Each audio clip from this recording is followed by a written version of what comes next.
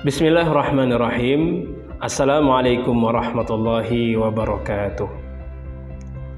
Perkenalkan, saya Dr. Safarudin Yahya, SPDI MPDI.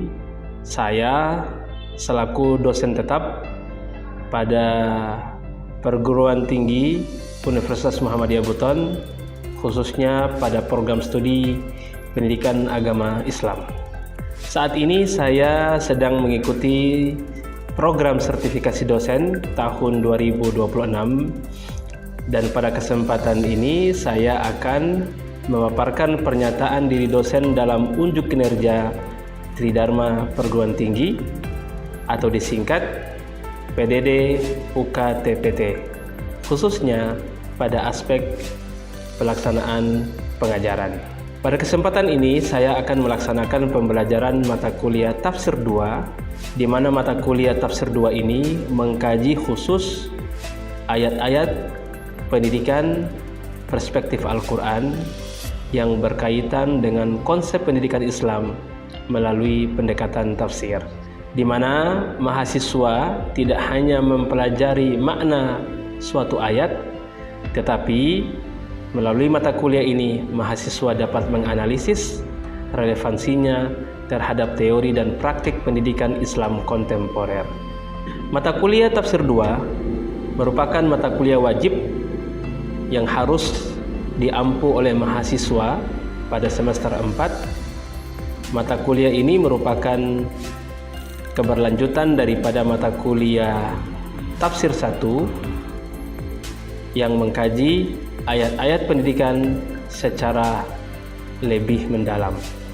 Mata kuliah ini memiliki bobot 2 SKS dengan tatap muka yang dilaksanakan sebanyak 16 kali pertemuan, 14 kali meliputi pertemuan aktif, 1 kali ujian tengah semester, dan 1 kali ujian akhir semester.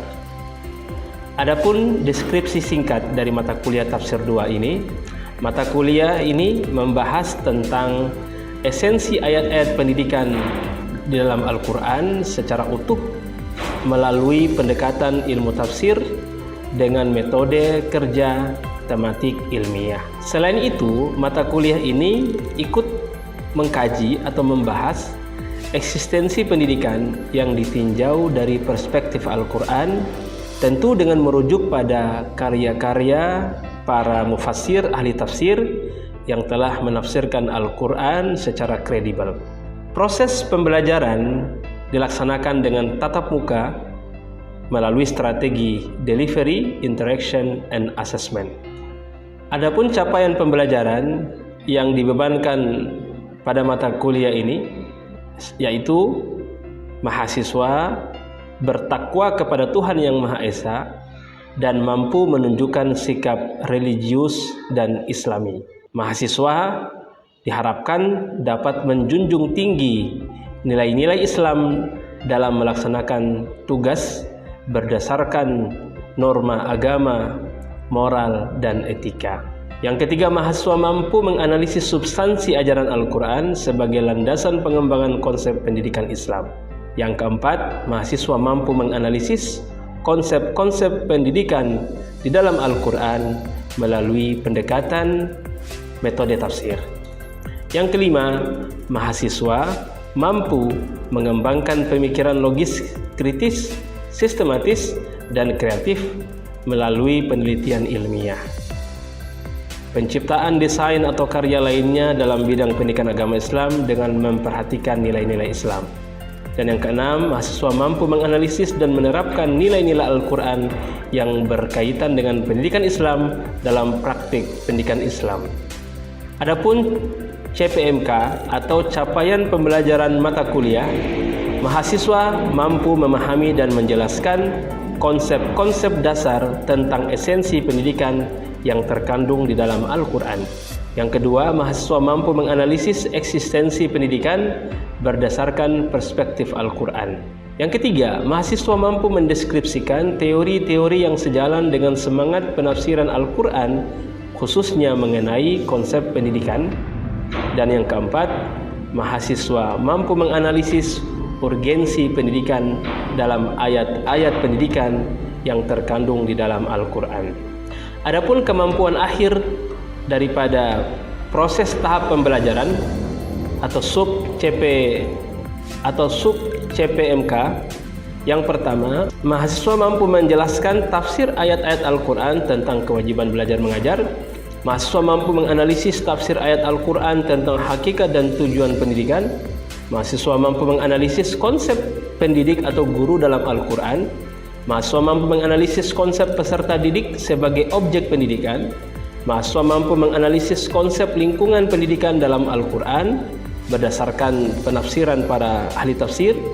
Yang keenam, mahasiswa mampu menganalisis tafsir ayat-ayat Al-Quran tentang materi pendidikan serta relevansinya dengan kurikulum PAI.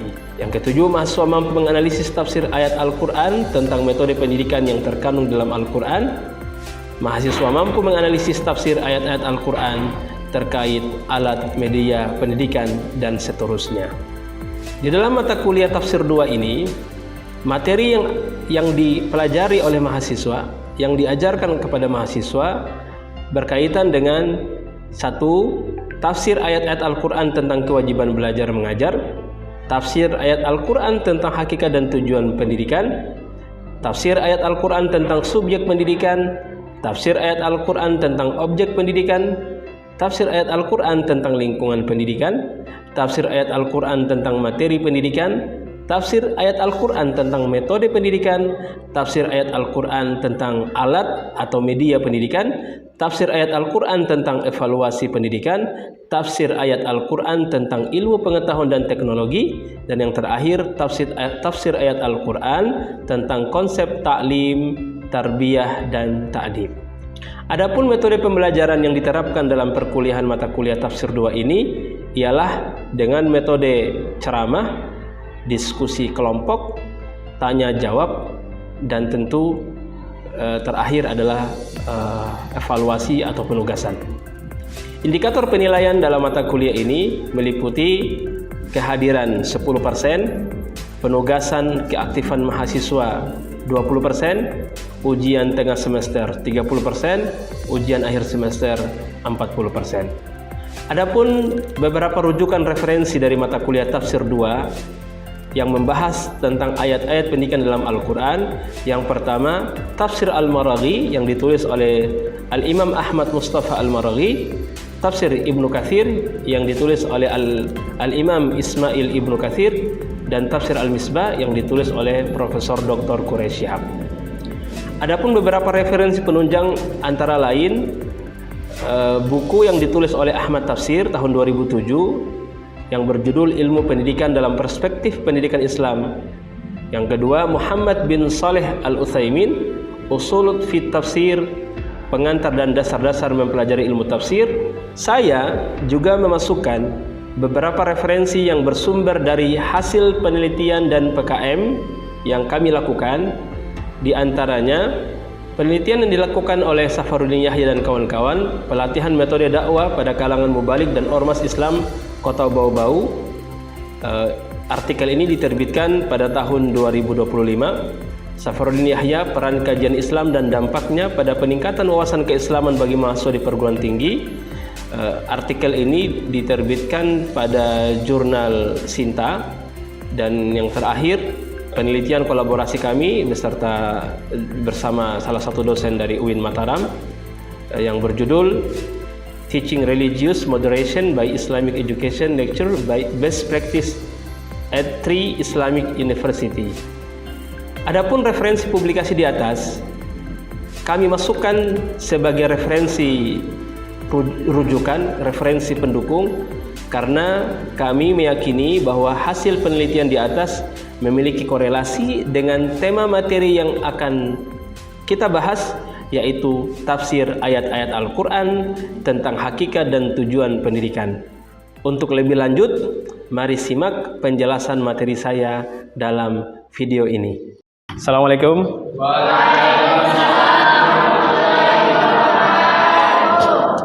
Baik, bismillahirrahmanirrahim. Alhamdulillah, salatu wassalamu ala rasulillah, la hawla wa la quwata illa billah. Rekan-rekan mahasiswa sekalian, bagaimana kabar Anda hari ini? Alhamdulillah sehat semuanya. Hari ini kita akan melanjutkan perkuliahan Tafsir 2. Tafsir 2 adalah mata kuliah yang mengkaji terkait tafsir ayat-ayat pendidikan yang termaktub di dalam Al-Quran.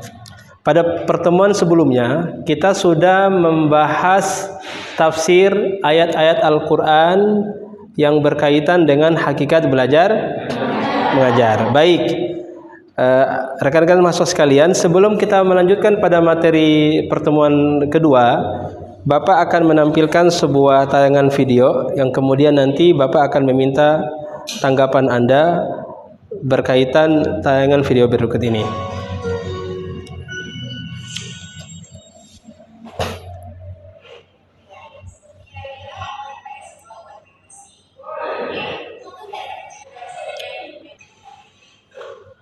Baik, dari tayangan yang telah Anda lihat tadi, apakah tayangan video ini memiliki keterkaitan dengan materi yang telah kita pelajari sebelumnya? Iya, Pak. Ya, siapa yang ingin memberikan tanggapan? Silakan Anda. Saya, Pak. Ya. Dari paparan video ini, menurut saya, mengapa adik-adik yang berada di pelosok Kalimantan maupun Sulawesi giat dalam menuntut ilmu, walaupun jalan yang mereka tempuh begitu ekstrim? Menurut saya, karena jarak yang jauh, medan yang sulit maupun cuaca yang buruk.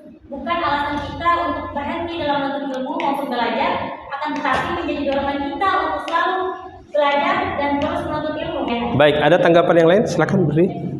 Kalau dari saya, dari video tadi itu sebenarnya sudah menunjukkan bahwa makna yang sebenarnya itu ya yang tadi, bahwa belajar itu membutuhkan kemampuan, kemauan, perjuangan dan semangat.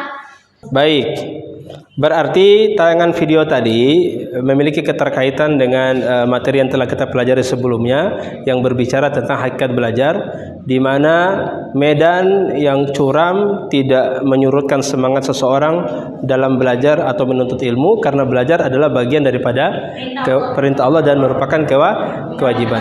Kita beri aplaus dulu kepada dua rekan kita.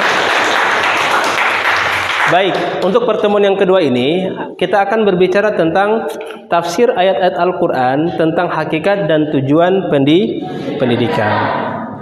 Tujuan dari perkuliahan kita adalah kita dapat memahami dan menjelaskan hakikat pendidikan dalam perspektif Al-Quran sebagai proses pengembangan potensi manusia yang tidak hanya menyentuh aspek jasmani saja, tetapi juga harus menyentuh aspek akal dan rohani. Yang kedua, kita nanti dapat memahami bahwasanya tujuan pendidikan dalam Al-Quran itu adalah bertujuan untuk memanusiakan manusia, membentuk akhlak, meningkatkan ilmu, dan beribadah kepada Allah. Kita juga nanti dapat melakukan refleksi berkaitan dengan ayat-ayat Al-Quran yang memiliki relevansi dengan keterkaitannya dengan hakikat dan tujuan daripada pendidikan kita. Baik. Hakikat dan tujuan pendidikan Islam ini Bapak kutip dari buku yang ditulis oleh Profesor Dr. Ahmad Tafsir, Ilmu Pendidikan dalam Perspektif Pendidikan Islam.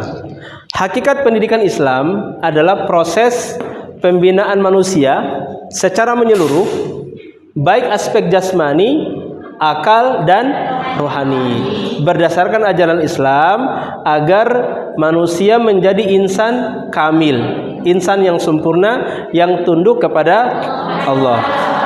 Adapun tujuan pendidikan Islam adalah membentuk manusia beriman, berilmu, dan berakhlak mulia yang mampu menjalankan fungsi kekhalifahan di muka bumi. Berarti adik-adik sekalian, Allah menciptakan manusia dengan dua fungsi. Fungsi yang pertama sebagai Abdullah, hamba Allah, dan fungsi yang kedua sebagai Khalifatullah. Pendidikan yang diharapkan Ya, di dalam Islam sebagaimana dijelaskan oleh Profesor Ahmad Tafsir tadi, di mana manusia tidak hanya fokus pada aspek yang sifatnya ritual semata, tetapi bagaimana manusia dituntut untuk memiliki kepribadian yang baik, asas manfaat terhadap sosialnya. Baik, selanjutnya manusia, tujuan daripada pendidikan dalam Al-Quran itu adalah membentuk manusia sebagai insan yang kamil, yang memiliki kebaikan baik dari aspek jasmani, akal, dan juga ruhani. Silakan kita melihat beberapa, kita lihat landasan ayat Al-Quran tentang penciptaan manusia. Silakan, mungkin ada yang ingin membacakan ayat ini? Silakan. أعوذ بالله من الشيطان الرجيم وما خلقت الجن والإنس إلا ليعبدون. Baik, wa ma khalaqtul jinna wal insa illa liya'budun. Dan tidaklah aku menciptakan jin dan manusia melainkan semata-mata untuk beribadah kepadaku. Surat Az-Zariyat ayat keberapa ini? Ayat 56. Kita coba melihat tafsir daripada ayat yang telah kita baca tadi. Imam Ibnu Katsir memahami bahwa surat Az-Zariyat tadi, ayat 56 tadi, berbicara tentang makna atau hakikat Allah menciptakan jin dan manusia semata-mata untuk menyembah Allah, bukan untuk tujuan yang lain. Ya. Artinya seseorang beribadah tidak hanya aspek ritual saja seperti sholat, tetapi segala bentuk pengakuan dan penghambaan totalitas kepada Allah. Artinya pada saat seseorang menyembah Allah seperti melakukan kegiatan ritual, sholat, membaca Al-Quran, maka aktivitas ibadah tersebut tidak boleh bercampur dengan kesyirikan. Adapun dalam tafsir Al-Maraghi, ya, disebutkan bahwa Allah menciptakan manusia dan jin dengan memberikan berbagai macam sarana prasarana berupa indera penglihatan dan indera apa ini? Indera pendengaran, agar supaya manusia dapat mengenali Allah sebagai Sang Pencipta, mengenali kebesaran Allah. Ketika manusia telah mengenali kebesaran Allah, maka akan lahirlah ketundukan dan kepatuhan terhadap segala kehendak Allah. Selanjutnya, dalam tafsir Al-Misbah yang ditulis oleh Profesor Dr. Quraish Shihab, ternyata beliau memahami surat Az-Zariyat tadi, wa ma khalaqtul jinna wal insa illa liya'budun. Beliau memahami bahwa tujuan penciptaan manusia tidak seperti makhluk yang lain, seperti binatang misalnya, yang hanya sekedar makan, minum, dan bersenang-senang, melakukan hubungan biologis. Tetapi tujuan daripada manusia adalah mengemban sifat Abdullah dan sifat Khalifatullah, mengabdi dan tunduk terhadap perintah Allah dan dalam seluruh aspek kehidupan. Ya. Adik-adik mahasiswa sekalian, ini ada beberapa dua artikel yang Bapak pernah tulis. Yang pertama Sinta 2 berkolaborasi dengan salah satu dosen di UIN Mataram. Yang kedua adalah artikel Sinta 5. Bapak melakukan riset di internal kampus. Di kampus kita itu Bapak melakukan pengabdian sepekan sekali, memberikan kajian Islam. Ternyata kajian-kajian Islam yang dirutinkan di internal kampus itu selain menambah wawasan keislaman mahasiswa, juga mampu melahirkan kesadaran kepada mahasiswa. Ternyata kita punya kewajiban, selain belajar, kita juga punya kewajiban untuk menyampaikan ilmu. Artinya kita punya peran untuk berdakwah kepada masyarakat. Baik, sebelum kita masuk pada kesimpulan dari materi kita,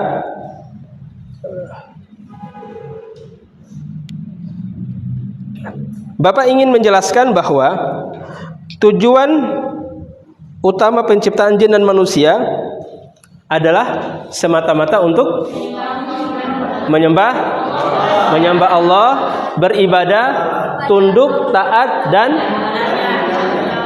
Berarti kesimpulan daripada surat Az-Zariyat adalah berbicara tentang tujuan penciptaan manusia, yakni beribadah kepada Allah, tunduk, taat, dan mengenalnya. Ini bagian daripada hakikat pendidikan yang diharapkan, di mana manusia tidak hanya berilmu, memperoleh pengetahuan, cerdas secara intelektual, tetapi harus memiliki ketundukan, ketaatan kepada Sang Pencipta. Ibadah mencakup ke seluruh aspek kehidupan, bukan hanya ibadah ritual semata, ya. Kemudian pendidikan, pekerjaan, dan amal sosial juga bagian daripada ibadah. Artinya apa? Ibadah tidak hanya sekedar mahdho saja, ibadah solat, tetapi ada namanya ibadah ghairu mahdho, yang berkaitan urusan kita dengan sesama manusia. Bahkan ketika seseorang belajar, menuntut ilmu, bekerja, berinteraksi dengan yang lain, itu juga bagian daripada ibadah selama niatnya ikhlas semata-mata kepada Allah. Yang keempat, ayat di atas menegaskan bahwa hakikat hidup manusia bukan sekadar untuk dunia semata, tetapi untuk mengabdi kepada Sang Pencipta. Bapak akan menampilkan beberapa ayat untuk kemudian kita melakukan refleksi.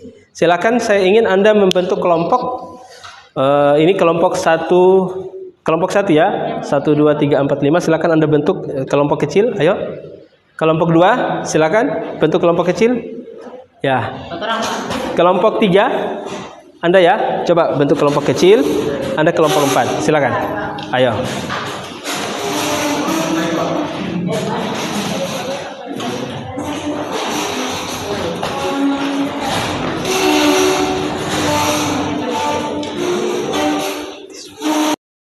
Ya, silakan kelompok 1, Anda coba merefleksikan ayat Surat Al-Alaq ayat 1 sampai 5. Kelompok 2, mana kelompok 2? Anda merefleksikan ayat surat Luqman ayat 13. Kemudian kelompok 3 dan 4 merefleksikan ayat surat Al-Baqarah ayat 31, surat Al-Jumu'ah ayat 2, dan kelompok 4 surat Al-Baqarah ayat 31 35.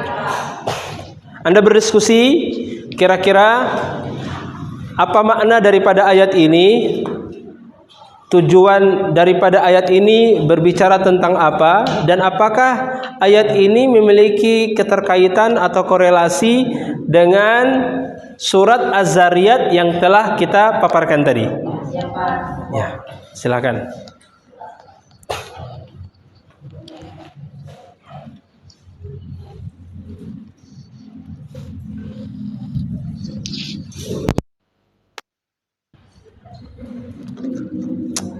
Baik, kita coba mendiskusikan, atau dari masing-masing kelompok yang telah Bapak bagi kelompoknya tadi, silakan menunjuk salah satu dari perwakilan untuk memaparkan hasil refleksi diskusi berkaitan dengan ayat Al-Quran yang telah diberikan. Untuk kelompok 1, mana kelompok 1 tadi?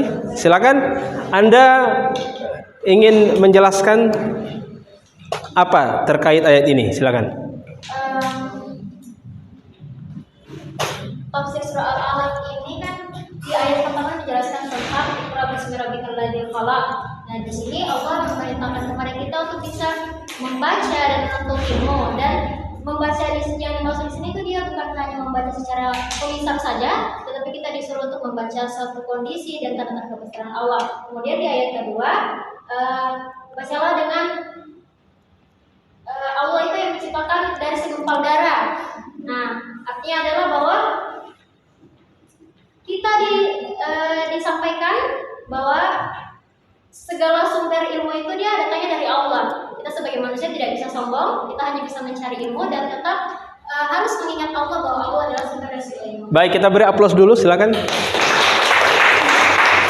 Apakah pemaparan tentang ayat yang disampaikan oleh kelompok 1 tadi memiliki keterkaitan dengan surat Az-Zariyat yang telah kita paparkan tadi?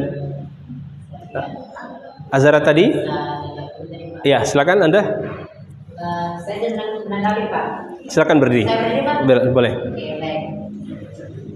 Ya, terima kasih kesempatannya pada saya tadi. Saya ingin menanggapi kelompok satu yang mengatakan bahwa dalam mencari ilmu itu kita harus mengetahui Subhanahu wa Ta'ala. Kalau kita melihat Quran surah Al-Zariyat tadi yang sudah disebutkan Bapak penjelasan saya itu memang sangat relevan sekali, di mana dalam seluruh aspek proses pencarian ilmu kita harus mengutamakan aspek ketahuan dan yakni ketundukan kita kepada Allah, agar ilmu yang nanti kita peroleh itu tidak menjadikan kita sebagai manusia untuk membangkang kepadanya, seperti itu. Baik, kita beri aplaus. Selanjutnya mungkin kelompok 2 atau kelompok 3 siapa? Silakan kelompok 2 dulu. Kelompok 3 dulu, kelompok 4 dulu silakan. Iya. Silakan. Baik, inilah hasil dari diskusi kami. Saya akan mempresentasikannya. Itu Allah mengajarkan kepada Nabi Adam mengenal segala sesuatu sebagai bukti kelebihan ilmu yang dimilikinya. Malaikat diperintahkan bersujud sebagai bentuk penghormatan kepada Adam, tetapi iblis menolak karena sombong. Selanjutnya, Adam dan Hawa diperbolehkan menikmati seluruh kenikmatan surga kecuali mendekati satu pohon tertentu. Larangan ini mengajarkan pentingnya ketaatan kepada Allah dan bahwa setiap pelanggaran memiliki konsekuensi. Baik, kita beri aplaus. Berarti yang dijelaskan oleh kelompok 4 tadi memiliki keterkaitan dengan tafsir surat Az-Zariyat yang ditulis dalam tafsir Al-Maraghi tadi.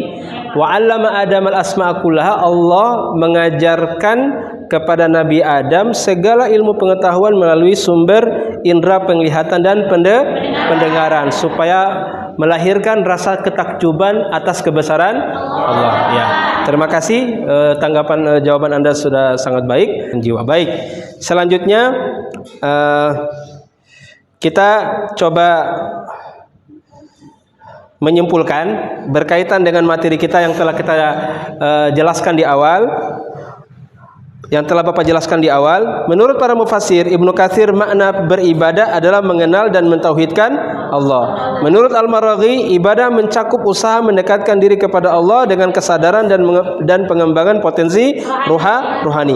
Quraisy Shihab, ibadah berarti mengenal Allah dan tunduk sepenuhnya kepadanya dengan kesadaran batin dan amal nyata. Baik. Di akhir daripada pembelajaran kita, Bapak akan memberikan pertanyaan dalam bentuk kuis. Saya minta nanti Anda coba memperhatikan secara seksama. Ada surat Al-Alaq ayat 1 sampai 5. Ada surat Al-Jum'ah ayat 2. Ada surat Al-Baqarah ayat 31 dan ada surat Luqman ayat 13. Baik. Saya ingin meminta Anda silakan berdiri. Penanaman tauhid dan akidah, kira-kira ini berbicara pada surat apa, ayat apa? Kita coba nanti cocokkan secara bersama. Penanaman tauhid dan akidah, surat apa? Luqman ayat 13. Ya, oke. Untuk perintah tentang belajar membaca menulis itu surat apa? Ayat 1 sampai 5. Kita tahan dulu. Silakan Anda duduk. Saya minta Anda silakan Kak Harum. Iya. Misi pendidikan Rasulullah berbicara?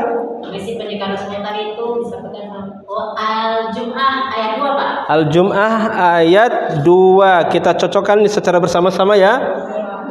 Al-Jum'ah ayat 2. Oke, yang terakhir pengajaran nama-nama benda berbicara dikaitkan dengan surat Al-Baqarah ayat 31. Oke. Kita coba cocokkan bersama-sama ya. Baik, kita lihat jawabannya benar atau tidak. 1, 2, 3. Oke, kita beri aplaus. Baik, rekan-rekan mahasiswa sekalian, tibalah kita pada penutup. Kita beri aplaus untuk pembelajaran kita hari ini. Dan insya Allah kita akan lanjut pada pertemuan selanjutnya. Mudah-mudahan kita semua dalam keadaan sehat walafiat. Tetap semangat dalam belajar dan menuntut ilmu. Demikian pembelajaran kita. Kami tutup dengan ucapan Alhamdulillahirabbil alamin. nasrun minallah fatun qarib wa basyiril mu'minin. Wassalamualaikum warahmatullahi wabarakatuh.